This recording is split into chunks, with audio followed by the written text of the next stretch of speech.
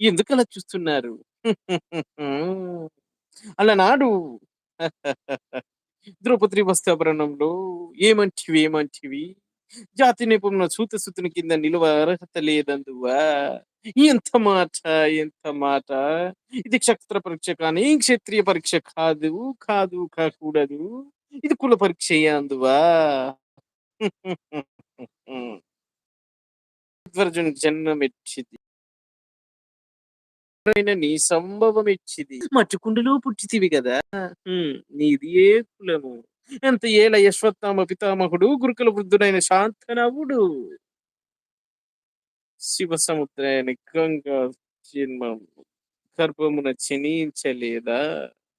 ఆయనది ఏ కులము? కాగా నేడు కులము, కులము, కులము అని వ్యర్థవాదములెందులకు?